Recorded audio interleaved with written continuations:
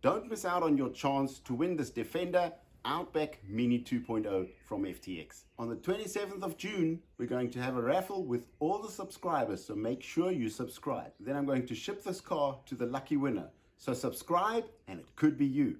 So let's get back into today's video. Hey guys, on this week's show, we're going to be talking about driving.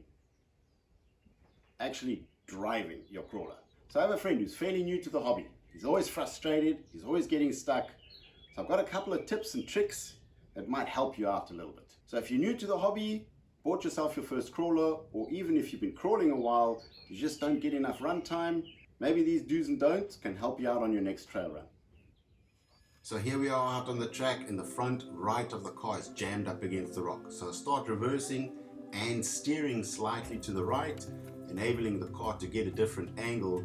And once I start going forward again, the wheels start actually grabbing on the right front rock, enabling the front of the car to pass the rock and ever so slightly get me out of that situation. On the next obstacle we have a steep climb, but the rock slants off to the right. So go really easy on your throttle so that once your car starts to slip off the rock, you can make a decision to back up and take a new line. In this case, the incline is so steep that the rear of the car is getting jammed up on the rocks. Once I get to the top, I use the steering left and right to change the angle of the car so that the climb is not so steep anymore. Once I've done that, it is much easier to carry on driving through that obstacle. In this case, forward is not an option. In front of the car is a very big drop-off. So the car has to reverse, but it's not making it. So I need to go forward just a little bit so that I can get the wall of the tire to grab that rock.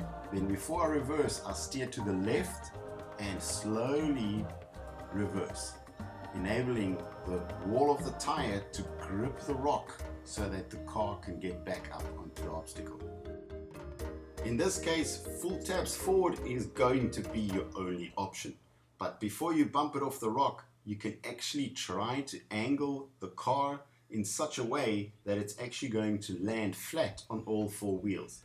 So just try and wiggle it around until you're 100% sure that once you bump it, you hit the throttle for just about 1 second, and once you land, you tap off.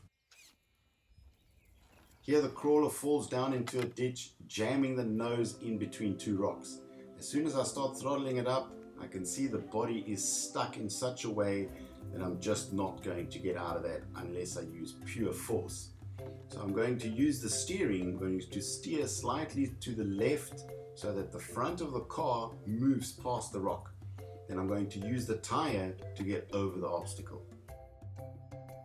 Sometimes when the entire weight of the car is on the front wheels, the steering servo is just not strong enough to steer.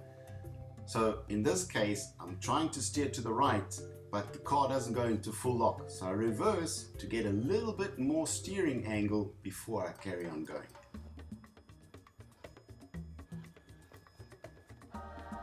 And in this case, I actually don't know what to say. Sometimes you just got to drive your car and see what happens.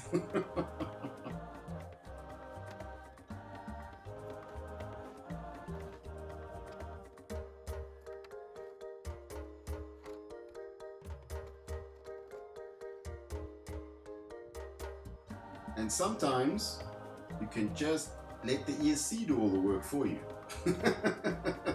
The car setting, or the car's ESC setting, is on 100% drag brake.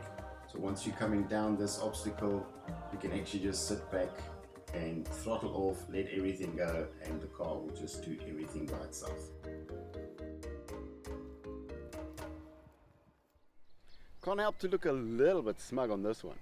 But with that said, it's actually 70% car and only 30% driver. So that's it for this week. Thanks for watching. Click that notification bell and we'll see you guys next week.